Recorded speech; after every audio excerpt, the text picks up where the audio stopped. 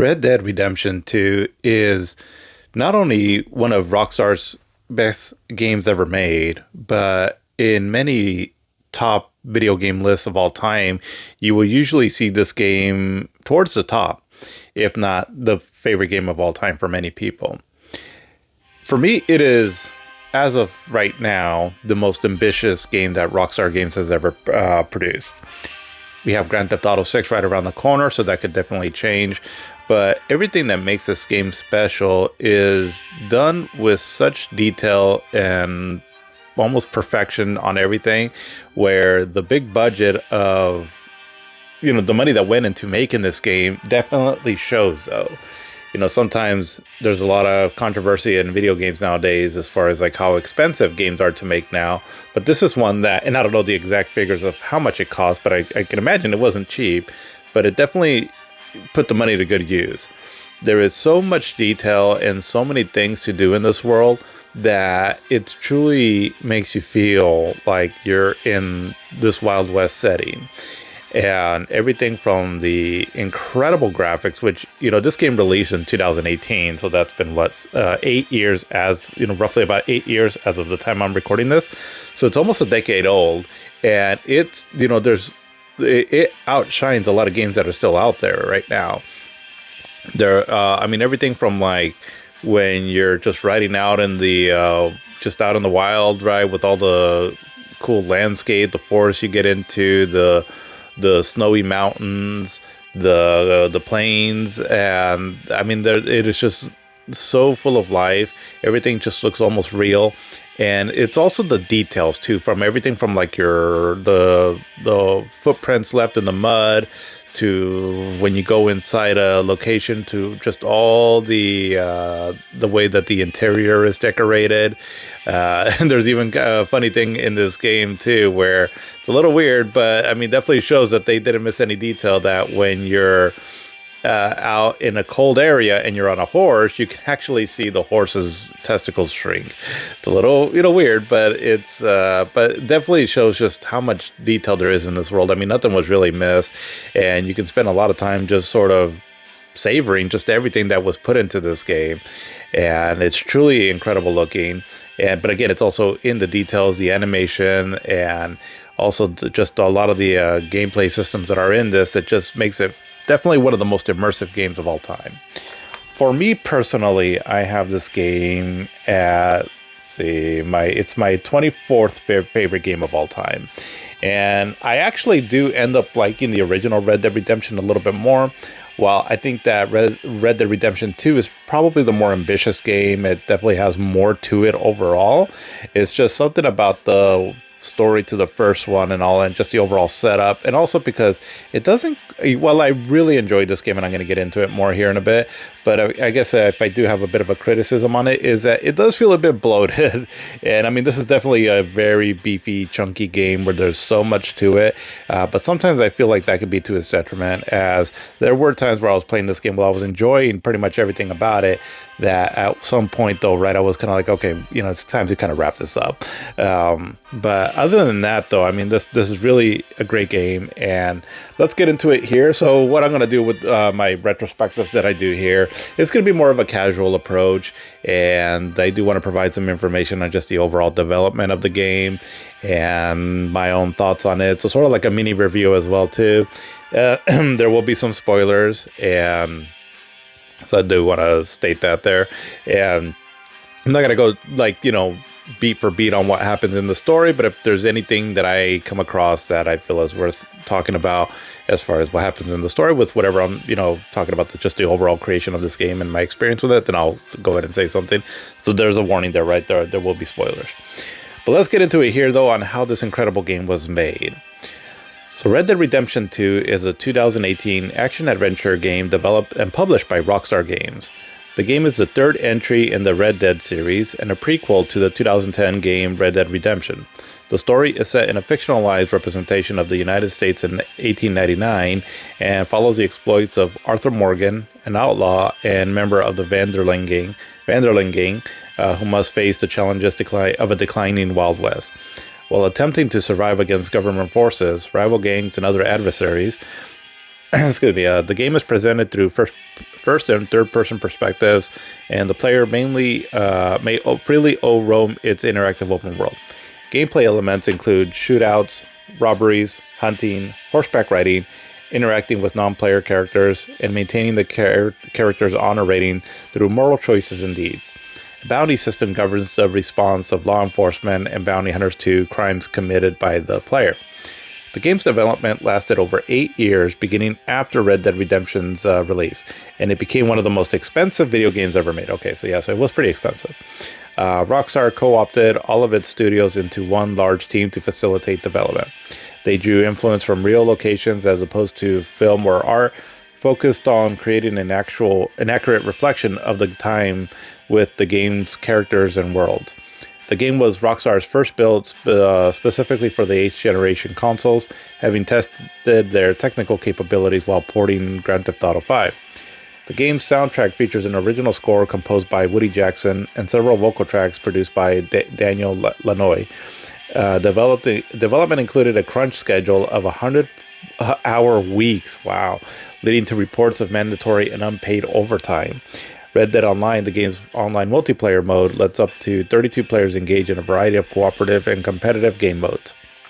Red Dead Redemption 2 was released for the PlayStation 4 and Xbox One in October of 2018, and for Windows and Stadia in November of 2019.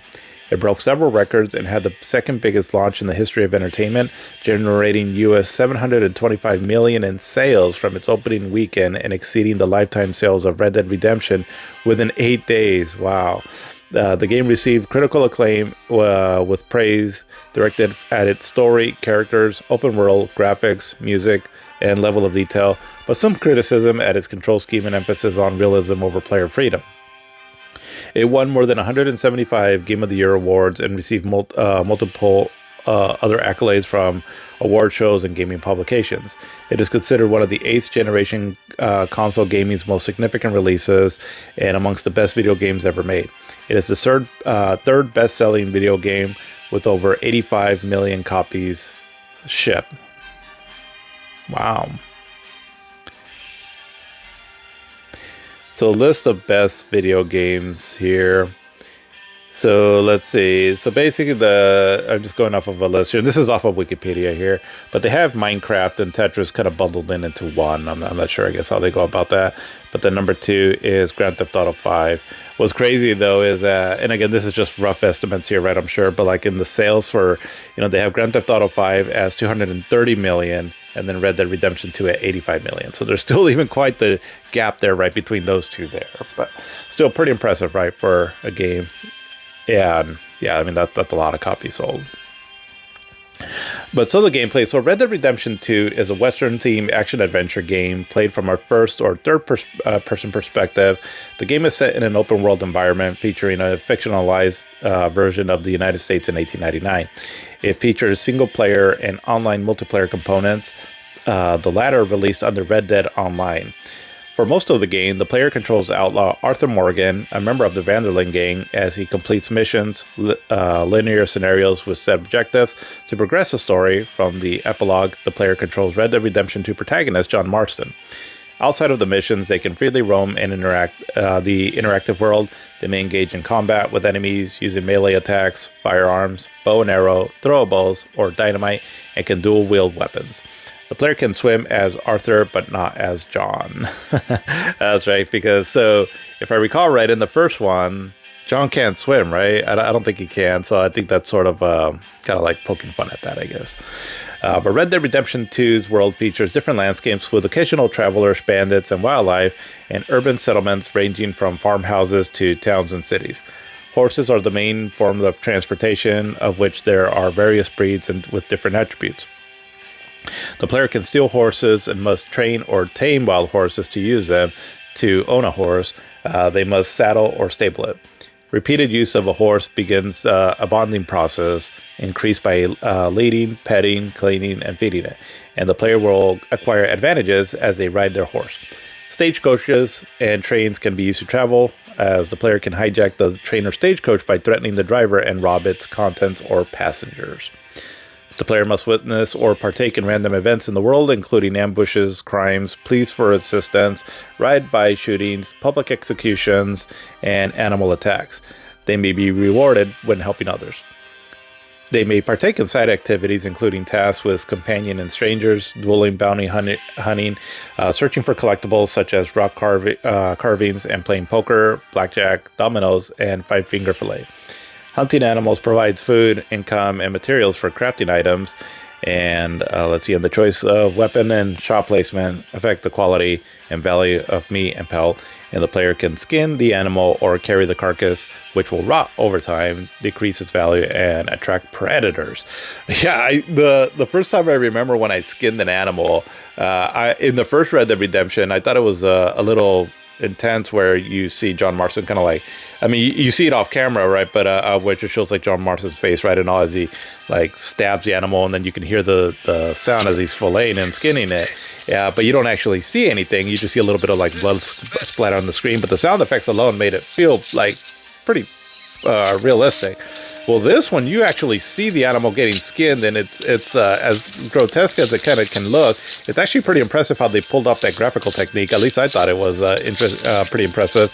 And so again, just kind of shows the level of detail in this game. That's I mean, it's pretty crazy how they got that whole animation and the textures and everything down. Right, I've seen this animal getting skinned, and just because it showed like the different layers of the like the animal model, right? It's pretty. It's, as I mean, like I said, it's kind of it's the level of detail, right? It's just really crazy. Yeah, it almost shocked me the first time I saw that there. But some story moments give the player the option to accept or decline additional missions and lightly shape the plot around their choices. They can choose different dialogue trees with non-playable characters, such as being friendly or insulting. Excuse me. If they choose to kill an NPC, they can loot their corpse. The honor system measures how the player's actions are perceived. Morally positive choices and deeds like helping strangers, following the law, and sparing opponents in a duel will increase honor, while negative deeds such as theft and harming innocents will decrease it. Dialogue and outcomes often differ based on honor level, and attaining milestones grants unique benefits. High honor provides special outfits and store discounts, while low honor grants more items for looting or from looting. In addition to health and stamina bars, the player has cores which affect the rate at which their health and stamina regenerate. Freezing or overheating rapidly drains cores. Preventable by wearing leather-appropriate clothing. The player can gain or lose weight depending on how much they eat, and an underweight character will have less health but more stamina. While an overweight character can better absorb damage, but with less stamina. Eating and sleeping replenishes cores. The player can bathe in to remain clean, and visit a barber to change hairstyle. Hair grows realistically over time. And yeah, that's there's like funny videos out there where people will take like a bunch of hair tonics that you can get in this game and just watch his hair grow in real time. It's impressive.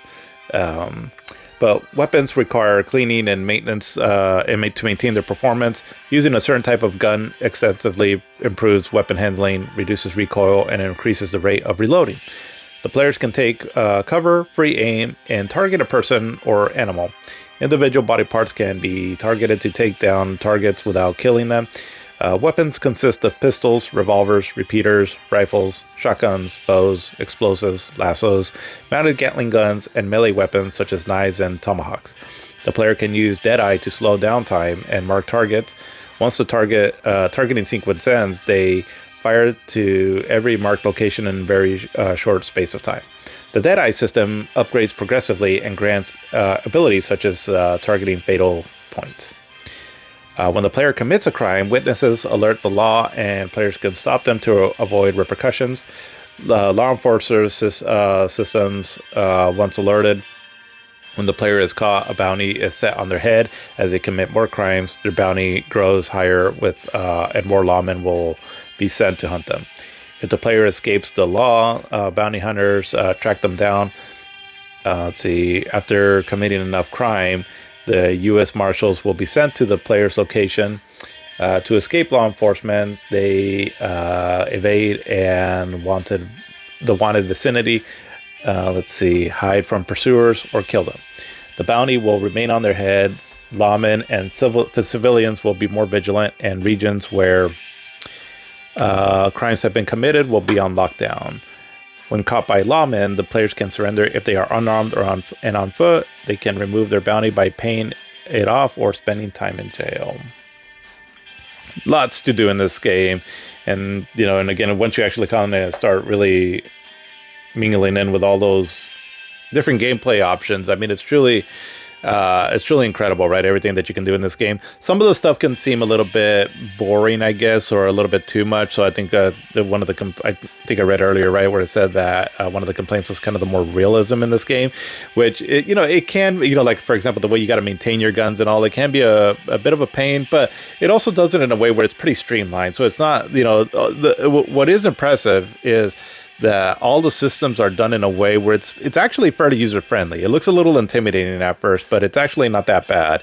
And so kudos to them to, include a lot of options in this game that really gives it a sense of realism, because, the game is kind of going for that, but at the same time, keeping it still video gamey, if that makes any sense. But let's get into a little bit here with the settings and characters. And so the world of Red Dead Redemption 2 spans 5 fictitious U.S. states. New Hanover, Ambarino, and Lemoyne, I think, are located in the immediate north and east of New Austin and West Elizabeth, which returned from Red Dead Redemption. Ambarino is a sparsely populated mountain wilderness, with the only settlement being the Wapiti Indian Reservation. New Hanover encompasses a sweeping valley, woody foothills, and plains, while featuring the livestock town of Valentine, the riverside Van Horn trading post, and the coal town of Ansburg. Lemoyne is composed of bayous and plantations resembling the Deep South, and is home to the southern town of Rhodes, the Creole village of Largas, or Lagras, and the former French colony of St. Denis, analogs to New Orleans. West Elizabeth consists of wide plains, dense forests, and prosperous towns of Blackwater. The region is expanded from the original game, with the northern portion containing the mountain resort of Strawberry. New Austin is an arid desert region on the border with Mexico and centered on the frontier towns of Armadillo and Tumbleweed, featured in the original game. Parts of New Austin and West Elizabeth were redesigned to reflect the earlier time. Blackwater is under development. Armadillo is a ghost town, and as a result of cholera outbreak, and Tumbleweed is on the decline. The players, so getting into the characters here. So the players control Arthur Morgan, who is voiced by Roger Clark, an enforcer and veteran member of the Vanderlyn gang, led by Dutch Vanderlyn, who is played by Benjamin Byron Davis. A charismatic anarchist who extols personal freedom and decries the encroaching march of modern civilization. So yeah, in across the board, the acting in this is really excellent. Roger Clark is incredible as Arthur Morgan. Arthur Morgan is, dude, man, he is such a great character. Truly one of my favorite protagonists in a video game ever. I mean, he is voiced to perfection. I mean, he definitely catches that southern kind of growl sort of accent of what you would expect from a character from this time. And he is sort of like Dutch's sort of like right-hand man, right? I mean, he's sort of like his muscle, someone that he can lean on and all, to have him carry out the dirty work, as Dutch Vanderlyn is sort of the charismatic leader, right? That sort of brainstorms all their missions that they're doing and whatnot.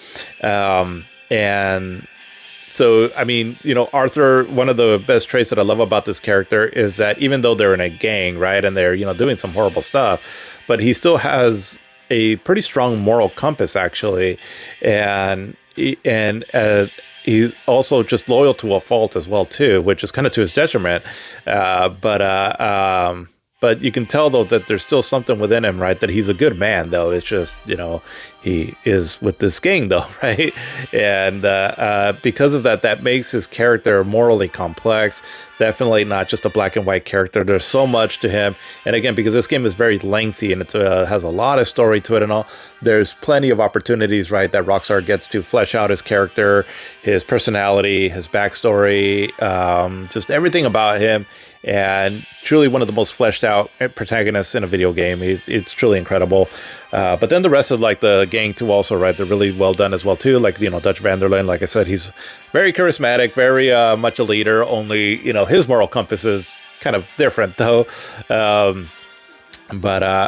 then we also get the gangs includes Dutch's best friend and co-leader, Hosea Matthews, who's voiced by Curzon Dobell, John Marston from the first game, who's still voiced by Robert Whitehoff. And so this is John Marston when he was young. So if you played the first one, then, this will be a bit of a different take on the character. But again, this is when he was still young and a bit brash and all, but he's still voiced to perfection, right, by the same voice actor that, does him in the first game. Because again, so going back a little bit, so this is a prequel to the first game. So if you played Red Dead Redemption, right, you really got into that game, and now you're playing this one. But if for some reason you didn't know, again, the story of this game takes place, so in the first Red Dead Redemption, you play John Marston, who talks a lot about being in a gang, right, back in the day. Well, this is the story that involves around that time, basically.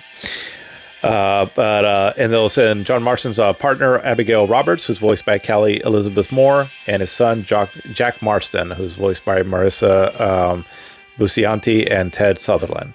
The Lazy Uncle, John Ogria and James McBride, Gunslinger Bill Williamson, voiced by Stephen J. Palmer, Sean McGuire, voiced by Michael Melempi, Javier Escuela, voiced by Gabriel Sloyer, and Micah Bell, voiced by Peter Blomquist, Black Indian Hunter Charles Smith, voiced by Noshir Dalal, and housewife turned gunslinger Sadie Adler, voiced by Alex McKenna.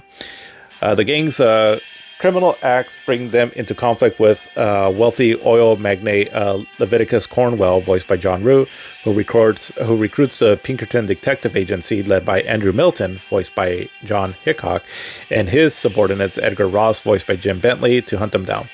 The game also encounters Dutch's nemesis Colm Driscoll, voiced by Andrew Berg, and his gang, the warring Southern Grey and Braithwaite families, Italian mafia boss Angelo Bronte, voiced by Jim Peary, and controversial Cuban governor Colonel Alberto Fusar, voiced by Alfredo Narisco. Later in the story, Arthur helps the Native American leader Rain Falls, voiced by Graham Greene, and his son Eagle Flies, voiced by Jeremiah Bitsui. Both help the Wapiti Indian tribe whose land is targeted by the U.S. Army, led by Colonel Henry Favors, who is voiced by Malachi Cleary. Oh, kind of a tongue twister going through all that. So, a bit about the story here.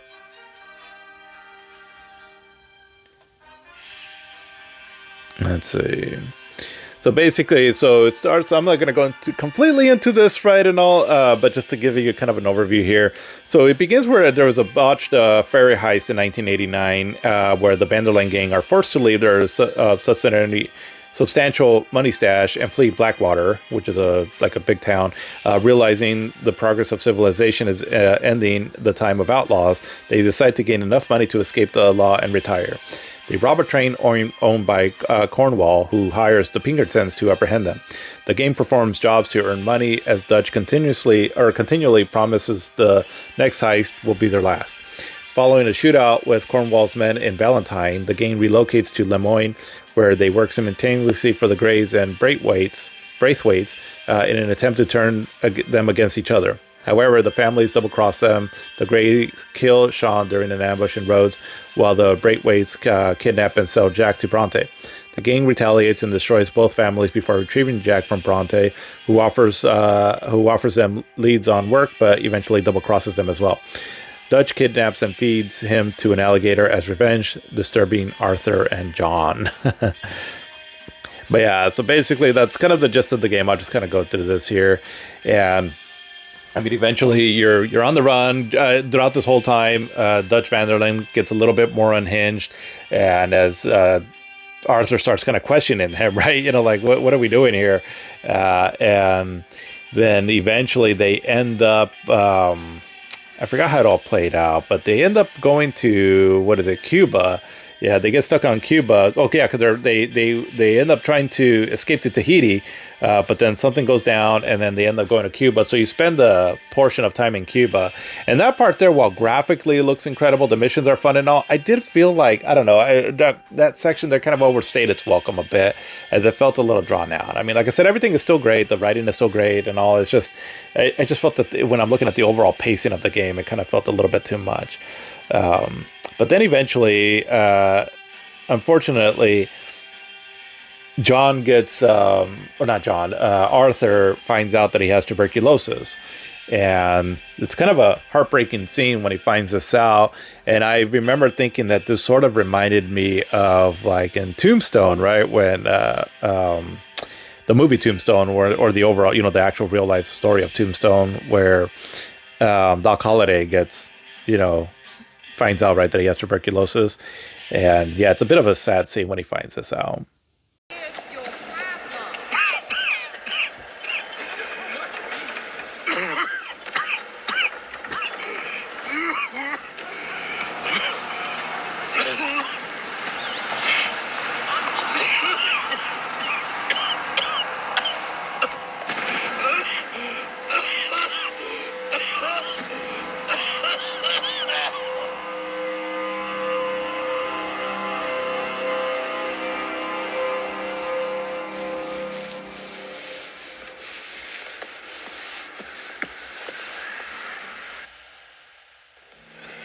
Mister, are you okay? Mister, are you okay? Are you okay, mister? Mister, you don't look so good. Let's get you to a doctor.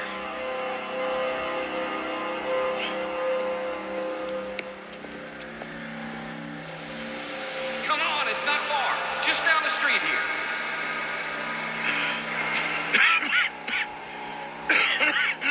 Give me a minute. Give me a minute. I'll be fine in a minute.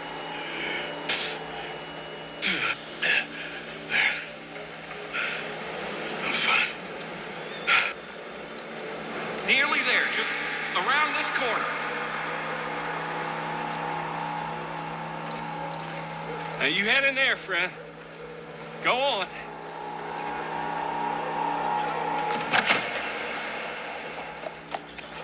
Got some blood on you. Can I help you? I need a doctor. Oh, just 1 second, sir. Come in, pal. Come in.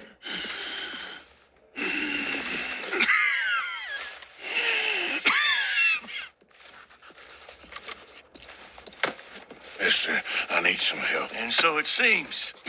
And that's Dr. Mister to you? I'm sorry. I was joking. Look, friend, I don't mean nothing, but you got money? I mean, before I start treating you, because I got a family. I understand. Here, that do you? Sure. Thank you. Now, what's wrong? I mean, what appear to be the symptoms? Well, I think you've heard them. I'm coughing. Is there any blood? Sometimes. Okay, now here. Breathe. Again. Let me see your tongue. Say ah.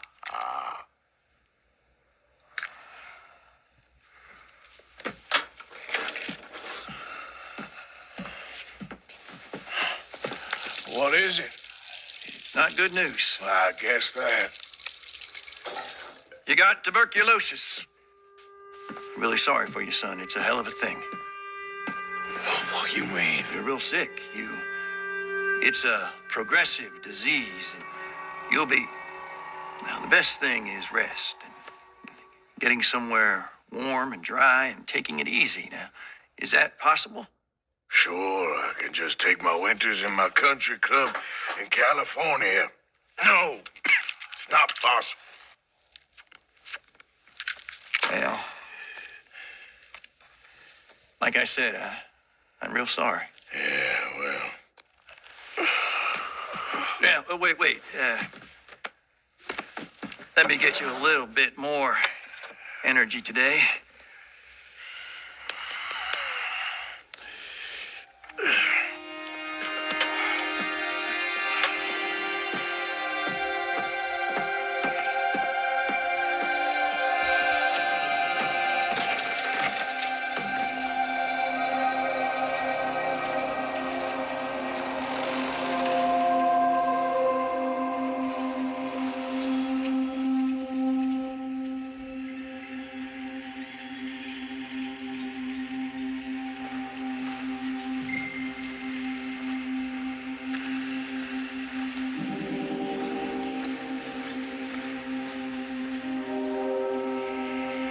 we can't change what's done.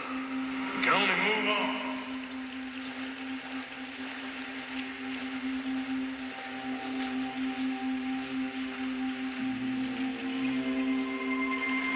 You have it in you, I can tell.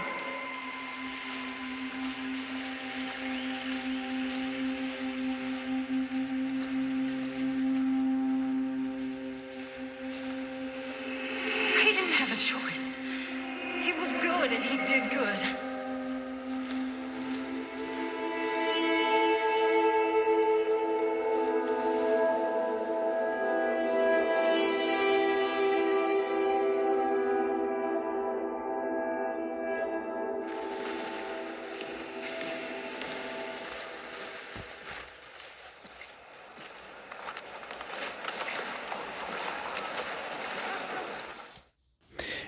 And after this scene, it kind of changes things. And Arthur's just overall, where his mindset is at, right, on what he eventually wants out of his life. Because after this scene, he really tries to make it a mission, right, to try to do the right thing as much as possible. He's starting to get at odds with Dutch Vanderlyn. And so eventually he kind of starts siding a bit more with John Marston as John Marston gets betrayed. So then that kind of starts his arc, right, which will lead into Red Dead Redemption, the first one. And there's this scene where I believe it's him, and he's helping, I believe it's helping Abigail, John Marston's wife, escape. And the way that whole scene plays out, the conversation that he has with her, the song that plays in the background and all, it's truly incredible. And yeah, it's very, it definitely shows just again how loyal John or Arthur can be, right? And just where he, at the end of the day, in his way, right, considering everything that he's done in the past, just kind of wants to do the right thing.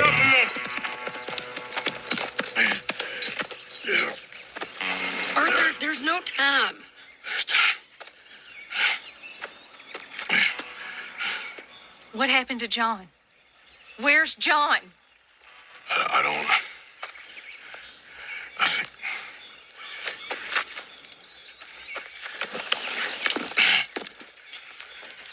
Arthur. What? He got killed or he got captured. No. I'm really sorry, No! Abigail. I was on the train and I didn't see it. No!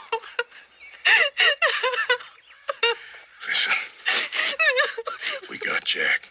He's safe. Mrs. Adler will take you to him. But, John, I want you to know this. He loved you. He loved you, and Jack, he did. He wasn't perfect, but he did. Now, you gotta go get that boy. Come on, get out of here. Arthur, what are you doing? I gotta go have a little chat before I get much sicker. No, Arthur. Don't you owe Arthur me. Neither of you two. Not now. You both know.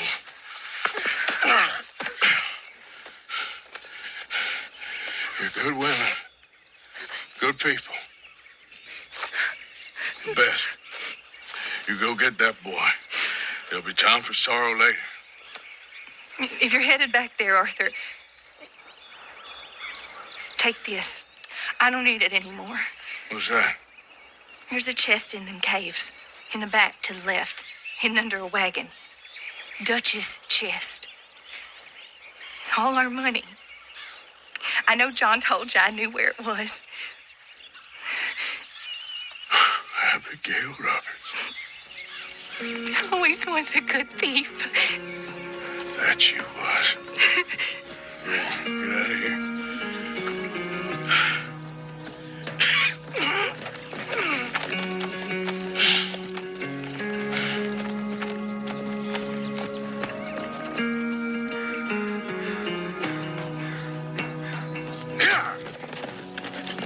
The many miles we walk, the many things we learn, the building of a shrine, only just to burn. That's the way.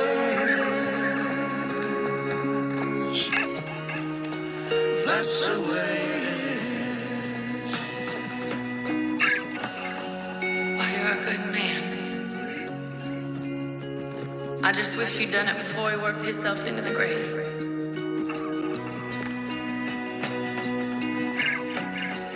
I'm really sorry for your son. It's a hell of a thing. And all you can do now is decide the man you want to be for the time you have left. May the wind be at your back.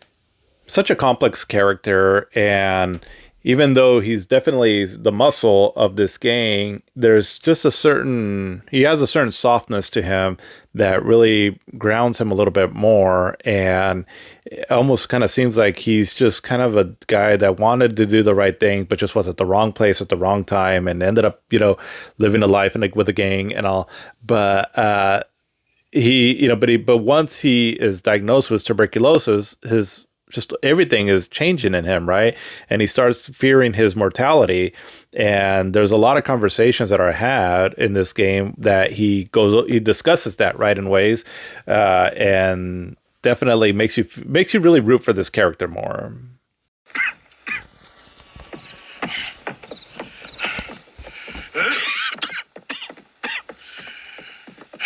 Get out of here, Captain Monroe.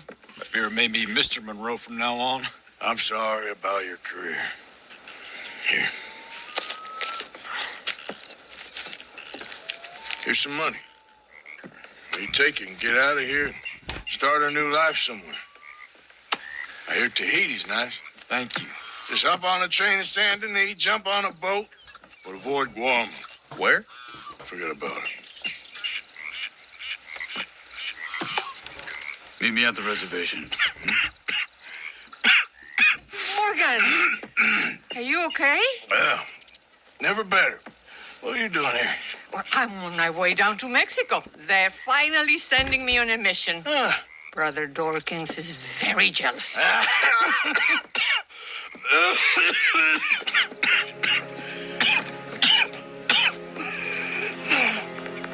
What's wrong?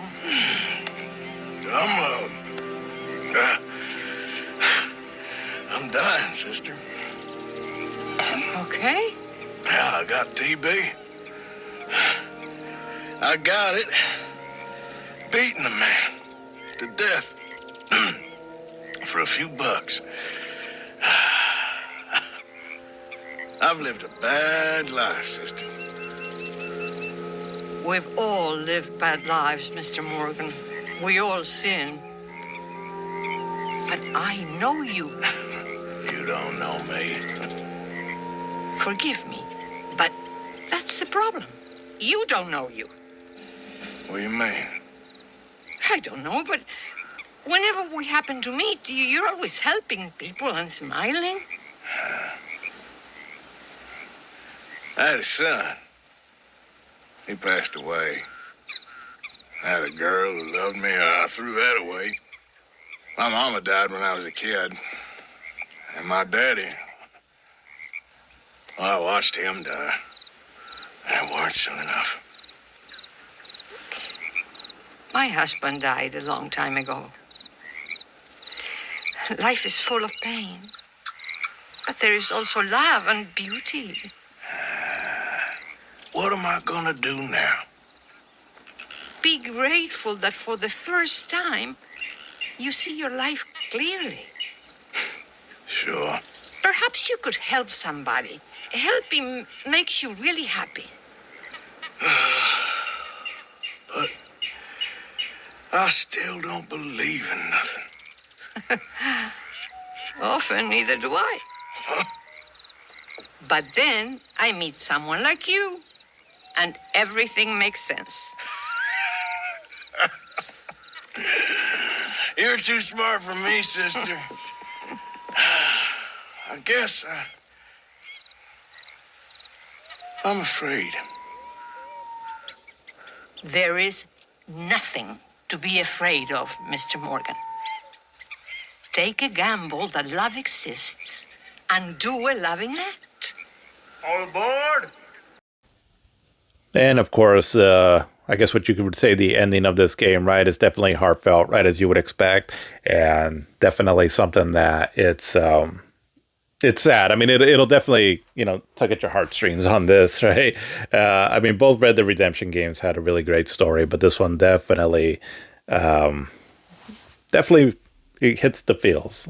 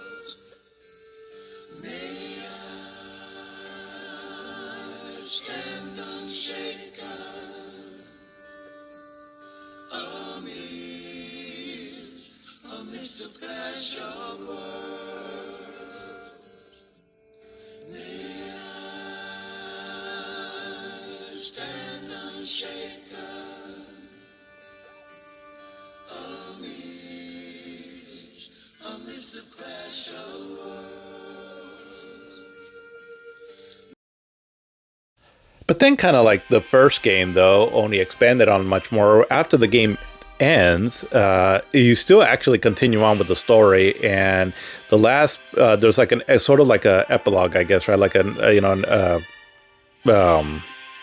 which is pretty expanded on, actually. I remember it took me a few hours to beat, but you play as John Marston as he gets his life going, and which eventually because you actually have some missions to do and all, and then that all kind of sets up to how the first game starts off, right? So it's really cool. It's really expanded on, right? I mean, it's kind of like the Lord of the Rings, Return of the King, where that I personally like the ending on it, but it does kind of keep going and going.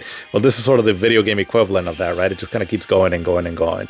And while again, there's so much great stuff here, it's all really well written and all. It did get to the point, I remember, right, where I'm like, okay, I kind of want this game to wrap up, which is sort of my slight complaint against it. But I mean, if you are still heavily invested in the story, this overall world and everything, there's so much great stuff to like here. And I mean, you'll have a lot of fun with this game. It's a lot of great stuff. But let's see. So just getting into the development of the game, though. So preliminary work on Red Dead Redemption 2 began shortly following the release of the original game, Red Dead Redemption. Rockstar San Diego, the studio behind the original game, had a rough outline of the game by mid-2011, and by late 2012, rough scripts of the game had been completed.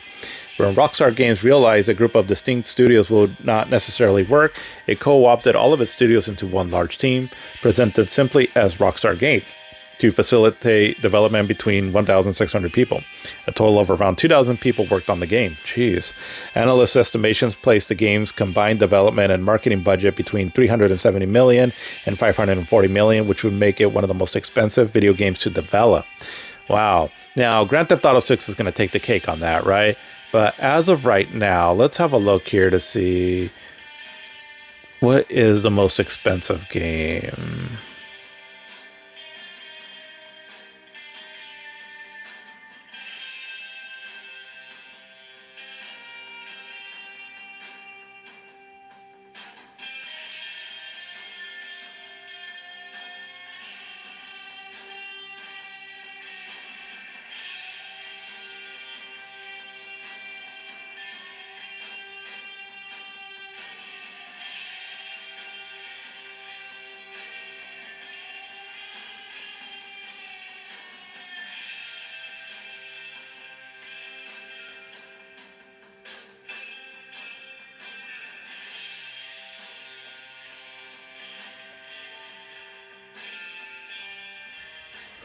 Okay, well, I don't know. The list that I'm looking at is kind of weird, but all right.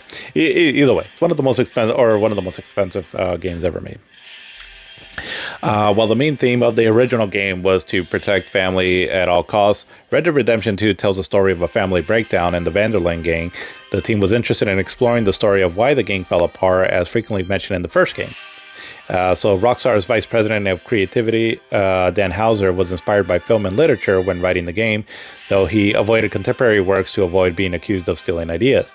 The team was not specifically inspired by film or art, but rather real locations.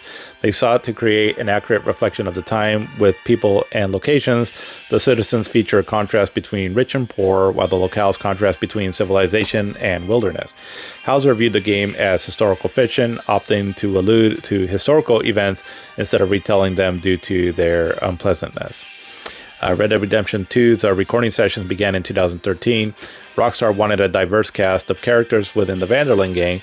The writers put particular focus on the individual stories behind each character, exploring their life before the gang and their reasons for remaining with the group. Several characters were cut from the game during development as their personalities failed to add to the narrative. The actors sometimes improvised some additional lines, but mostly remained faithful to the script. The team decided the player would control one character in Red Dead Redemption 2 as opposed to 3 protagonists in Rockstar's previous title, Grand Theft Auto 5 2013. Or Grand Theft Auto 5 from 2013, to follow the main character more personally and understand how the events impact them. They felt a single character is more appropriate for the narrative structure of a Western, which I can agree with that. I'm glad they did it that way. But Red Dead Redemption 2 is the first game from Rockstar built specifically for the PlayStation 4 and Xbox One. Rockstar had tested these consoles' technical capabilities when porting Grand Theft Auto 5, initially released on the PlayStation 3 and Xbox 360 to them. Once the team had defined what limitations were sustainable, they found the areas requiring the most focus.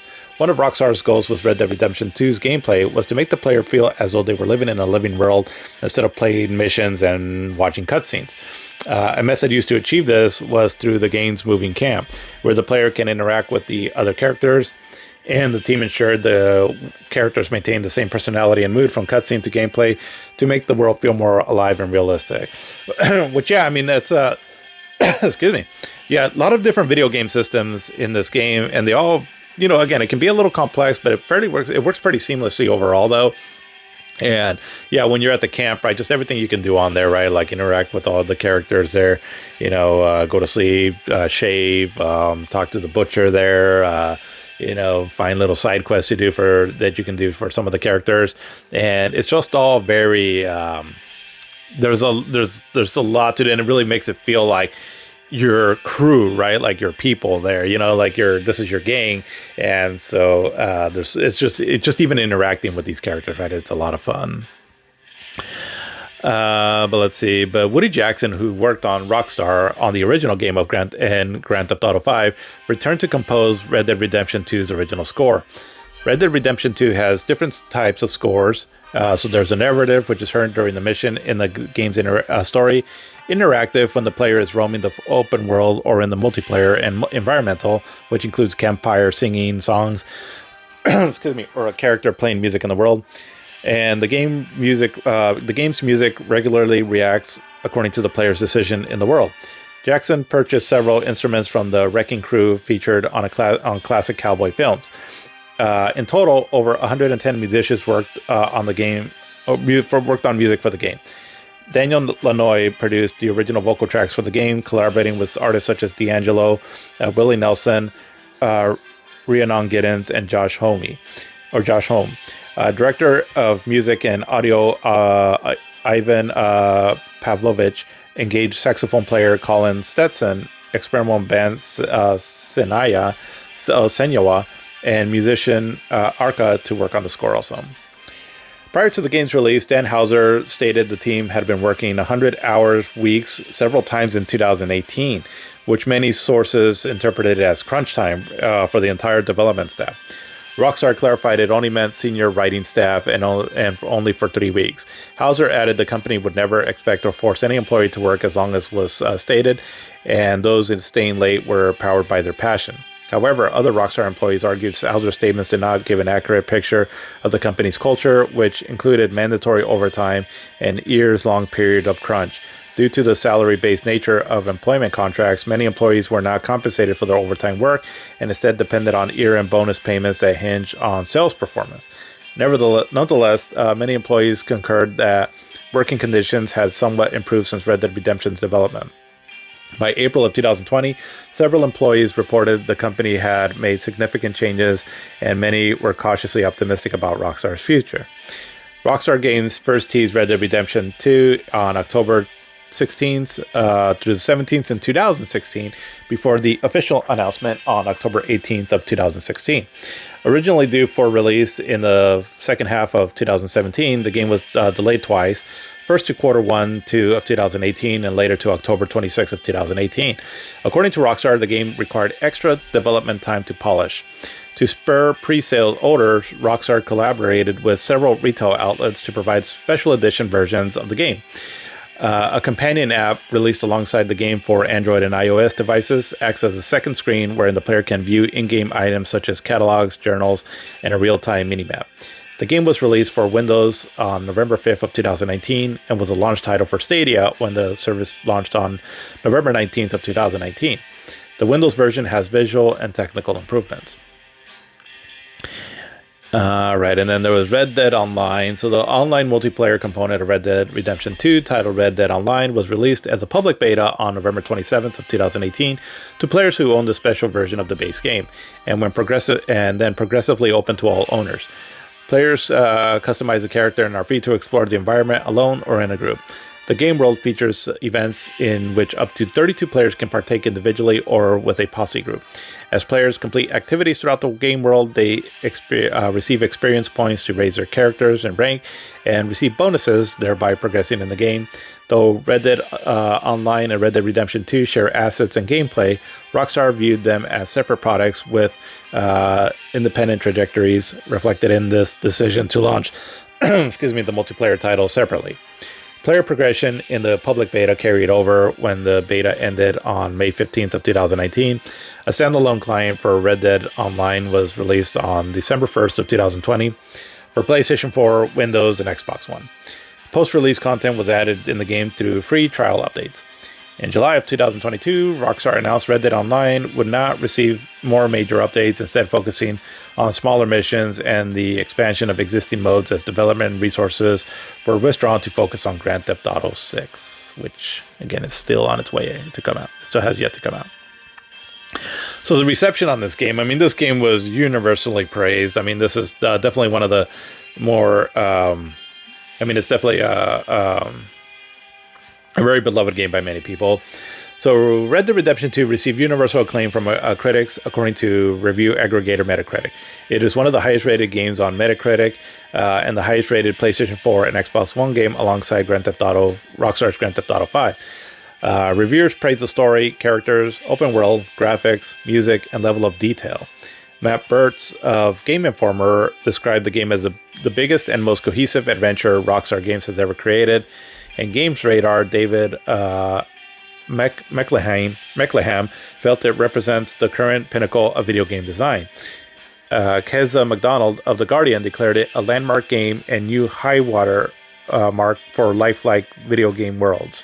IGN's Luke Riley named it one of the greatest games of modern age, and Peter Suderman, writing for the New York Times, considered Red Dead Redemption 2 as an example of video games as a work of art, comparing its abilities to tell interactive stories against backdrops of national and cultural identity, deconstructing their genres while advancing the form to the modern state of film and television with similar works like The Godfather and The Sopranos. Yeah, for sure. It's I think that's, because it's also a very American game, right? Where it's, as far as like the setting and all, the Wild West, and just a lot of the themes in the game. And also that definitely really allured to a lot of American audiences, right? It definitely something that felt very American. But EGM's playlists found the journey of redemption for Arthur far more redeeming than John's in Red Dead Redemption. Noting his sins heightened his sympathy for the character. Conversely, Eurogamers Martin Robinson consider Arthur less compelling than Martin, resulting in a confusing narrative. I mean, I can kind of see that, and a little bit of that is because the game it just has so much bloat to it. But both protagonists are excellent, right? I do feel that the first game was excellent, and John Marston was also one of my favorite protagonists ever in a video game. After seeing how the events play out in this one, not that he's not well written or that the story still doesn't make sense or whatever, but I felt it kind of diminished John Marston's overall appeal a bit. I guess like the kids say nowadays, he lost a bit of aura, I guess, right? How the events play out in this one, and then when you go back and play the first one. Not too big of a deal. Maybe some people won't have an issue with it, but I kind of felt that a little bit, right? It's not that he's like a wuss or whatever, right? In Red Dead Redemption 2, it's just I think Arthur just really overshadows him, and so then it kind of, I don't know, it kind of brings down his overall, I guess, persona when you go back and play the first one. Although in a lot of ways, though, right, it's also because of Arthur is why John Marston is who he is in the first game. Even though, strangely enough, Arthur Morgan is never mentioned in the first game, right? So that's why there's a bit of a disconnect there. But overall, though, I think it still plays out pretty well, though. Let's see. But regarding this narrative, Meckelham of Games Radar called Red Dead Redemption 2 perhaps the boldest AAA game ever made, praising the unpredictability of the narrative and comparing its epilogue to The Last of Us. The Guardian's McDonald praised the story's twist, applauding the writer's ability to feed smaller stories into the overall narrative. Nick Plesas of Electronic Gaming Monthly noted the best stories are to be found in the margins, discovered and written by the player. Game Informer's Birds felt the narrative rarely suffered from repetition and impressive featuring considering the game's scope, though expressed desire for more passive, quiet moments. Yeah, I mean, there's a lot to the game, and it's all really well written, right? Like I said, any criticisms that I have about this game about having a lot of bloat, again, it's just because, especially nowadays, I just kind of want a bit shorter experiences or more compact experiences. But that's not to say, though, right, that the game just doesn't have incredible variety in its writing and its in the pacing. Like I said, for the most part, is pretty good. It's just that it does get a little overwhelming at sometimes, right? But for the most part, it's pretty well written all the way across. Let's see. Where did we go?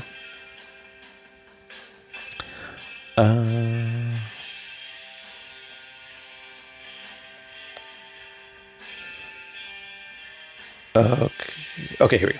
Conversely, GameSpot's Kelly Plague was frustrated by the predictability later in the narrative, though acknowledged its importance to Arthur's story. Alex Navarro of Giant Bomb felt the narrative suffered in its cliched Native American portrayal and side missions. Some reviewers commented on the game's slow opening hours and its lengthy epilogue. Yeah, exactly. Like I said, whenever I used to watch like a Western movie back in the day, right? They were a bit of a slow burn of a movie, right? Not all of them, but like one of my favorite movies of all time is Unforgiven.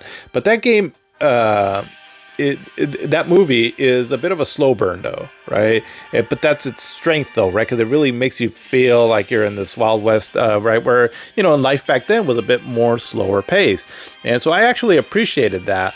But it can, it does take a while for the game to get going, and then it does take a while for the game to finally conclude, because that epilogue is pretty lengthy. I don't know for sure, but I want to say it was like 3 or 4 hours or so. I just remember I was like, okay, this keeps going and going and going.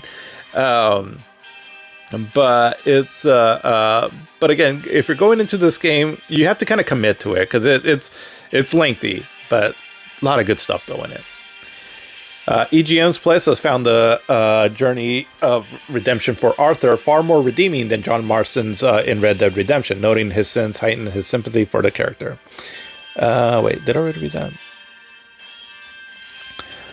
Let's see. Conversely, Eurogamer's Martin Robinson consider Arthur less compelling than Marston, resulting in a confusing narrative. All right, I already kind of read some of this stuff here. All right, let's kind of skip down. So several critics consider Red Dead Redemption 2's open world among the greatest in video games. EGM's Places said it pushes industry boundaries in both size and detail, and the Guardian's McDonald praised the limitation of real American landscapes. IGN's Riley's considered the world broader, more beautiful, and more varied than its predecessors due to, in part, how each environment feels alive. GameSpot's Plague felt compelled to explore the open world due to its variety, reactivity, and surprises. Game Radar's Mickelheim called Red Dead Redemption 2's the best-looking video game of all time, with some of the most impressive lighting and weather systems, and US Gamers Williams considered it one of the best-looking on the PlayStation 4 and Xbox One. IGN Riley's praised the lighting engine, facial animation, and level of granular detail. Game Informer's Birch lauded the attention to detail and found the world felt more alive due to the unrivaled dynamic weather system, ambient sound effects, and the most ambitious ecology of flora and fauna ever seen in video games. Yeah.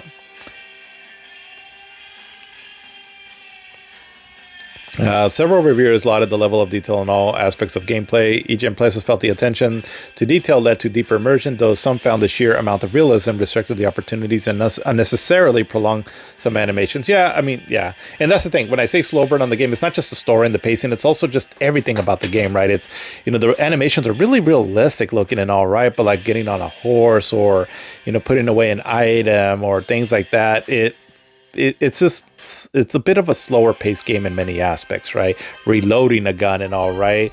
So just the way they put it here. So IGN's Riley felt Arthur's movement did not feel cumbersome despite being heavier than Grand Theft Auto 5's protagonist, and found intimate battles more exciting. Okay, yeah, so he kind of praised it, right? But it does have a bit of a heavier feel, right? Because, and again, you know, they're using like, you know, more primitive rifles and firearms and whatnot, right? So things were just different back then, you know? So it moves at a slower pace. And it's not like when you get in a shootout in this game, it's pretty exciting, right? It's action-packed and all, or when you're doing a train robbery or a bank robbery and all. I mean, there's definitely a lot of action in this game, so to speak, right? It just it just feels within the time, though, right? I guess, if that makes sense. Let's see. But Polygon's plant considered the conversations options limited, but still an improvement over the violence of other action games. Eurogamer's Robinson voiced frustration at the lack of freedom in some story missions. Some reviewers criticized the controls and found its button layout and user interface inconsistent and confusing. You know, again, it can seem a little confusing at first, but once I kind of got into it, it actually felt it was actually pretty streamlined, pretty well, and user-friendly. So I have to kind of disagree a little bit with that there. I get it, but, you know, still, I felt that they did a pretty good job, though, overall. A YouTube channel was briefly suspended in November 2018 after posting several videos of his players' characters murdering a female suffragette NPC, including feeding her to an alligator and dropping her down a mine shaft. Jeez.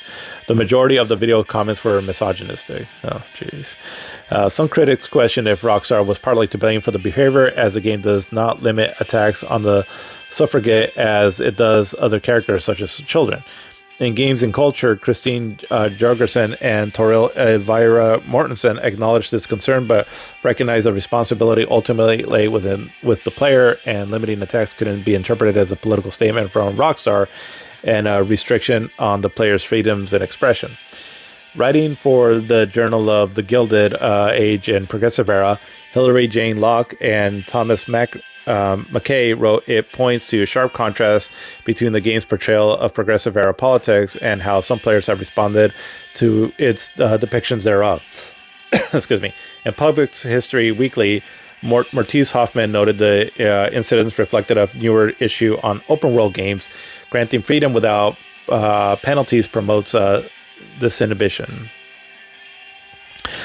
But Red Dead Redemption 2's window release received universal acclaim according to Metacritic. It is one of the highest rated PC games.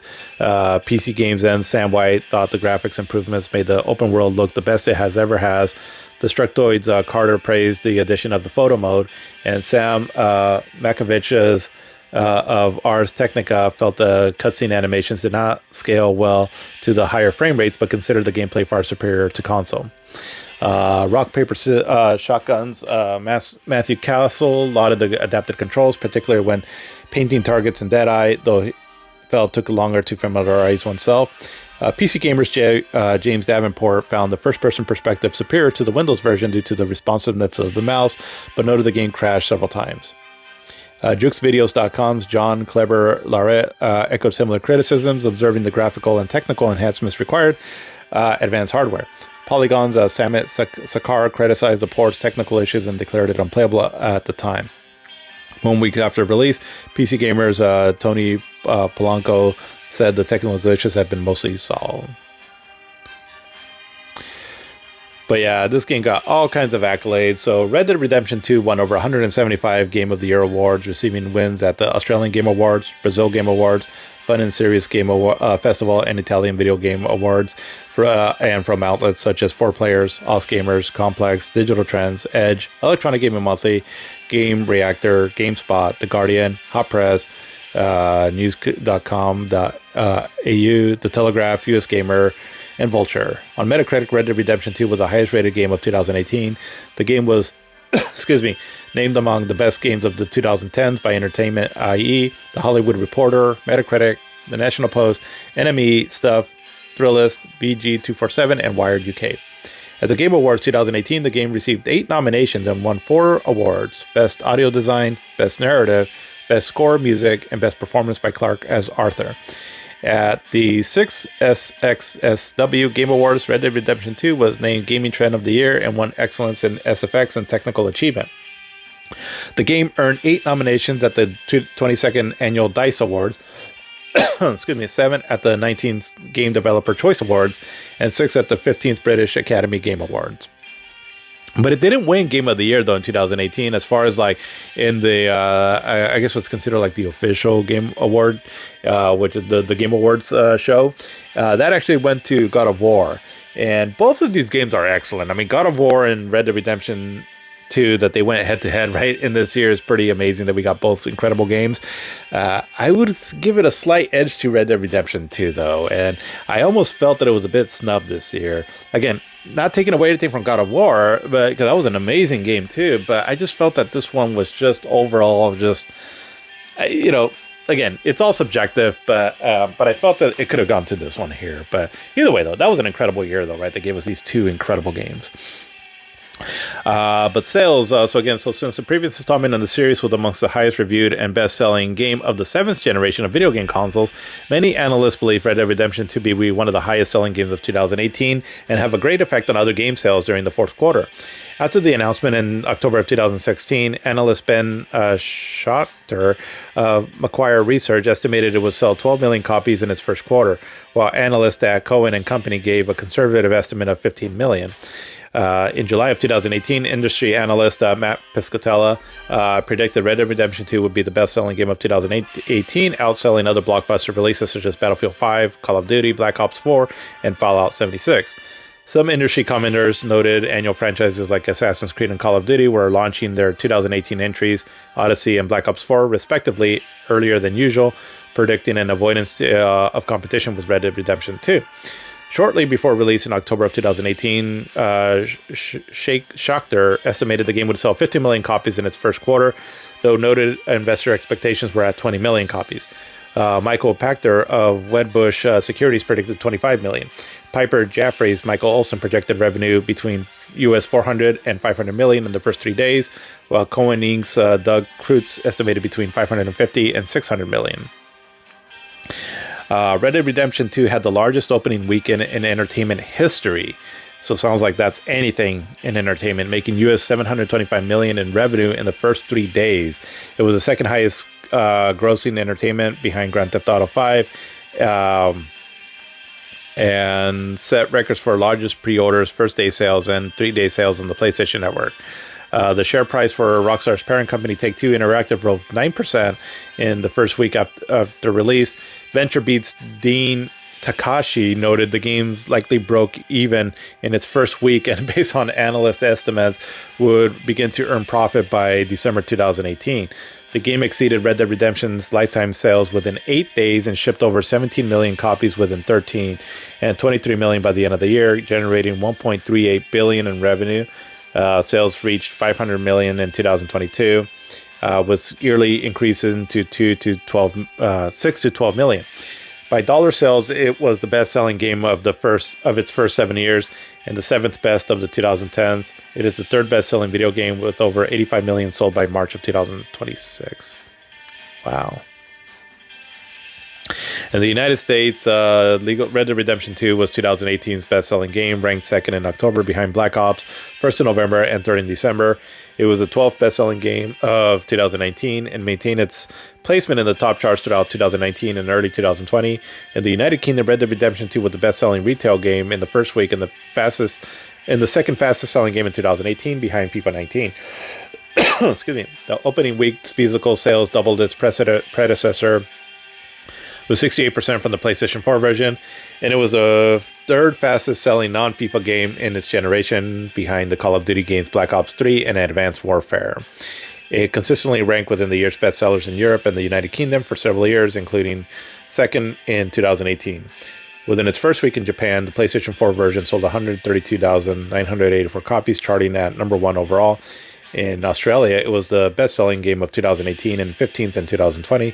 Worldwide, the Windows version sold 406 copies upon launch in November 2019, doubling it over 1 million after its release on Steam the following month. Wow. Even in Japan, it sold pretty well. I was always kind of curious if this game like this would sell pretty good, but it looks like it did. So yeah, I mean, the legacy of this game overall, I mean, it's definitely cemented itself as one of the best games of all time. I mean, I think like from some of the more modern games, right, that, you know, have really cemented themselves as like, okay, this is like one of the best games of all time, have been like The Witcher 3, The Legend of Zelda, Breath of the Wild, Elden Ring, probably too, that's amongst up there, and Red Dead Redemption 2. Those are some games that that are some of the more modern, right, best games of all time. As, you know, for a long stretch there, right, when you thought of like best games of all time, a lot of people would say things like Super Mario World, Chrono Trigger, Final Fantasy VII, you know, games from Metal Gear Solid, right, games from like those generations. But now things have kind of shifted a bit more, right, where these games are the ones that are now discussed as being like some of the best games of all time. I think like enough time has passed that a new generation is experiencing these games, and maybe not so much the older games, or even if they did experience those older games, they just maybe don't hold up quite as well when you see something like Red Dead Redemption 2 and all. I mean, because it's just the overall production value in this game is just truly outstanding. And I mean, it definitely deserves all its accolades that it got. I mean, it is truly something else. I mean, this game was, you know, I mean, it was very, you know, had a lot of pop culture references, and looks like it was referenced a couple of times in South Park episodes.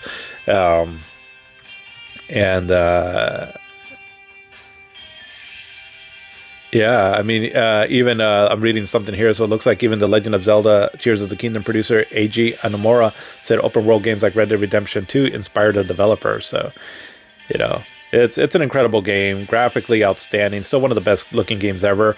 It just hasn't had a 60 frames per second patch on consoles. You can play it at 60 frames per second on PC, and it runs surprisingly well on the Steam Deck.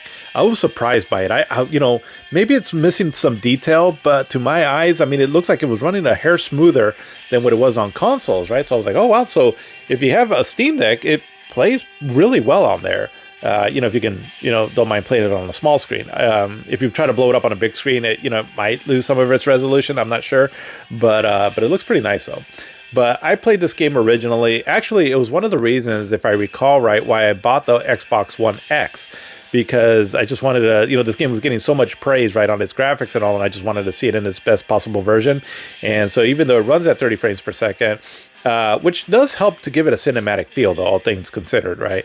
But it looks really stunning, really colorful, really sharp, and the game looks outstanding. I do wish it would get a 60 frames per second patch, although I'm a little concerned, though, with that thing we read earlier that at least one critic stated that the animations didn't always mesh well, right, when it got bumped up to 60 frames. But I mean, the game, I would still love to see it like that, though. And I think this game will get a 60 frames per second patch at some point. I'm going to probably guess it might not be until its 10th anniversary. So you may still have to wait another couple of years for that.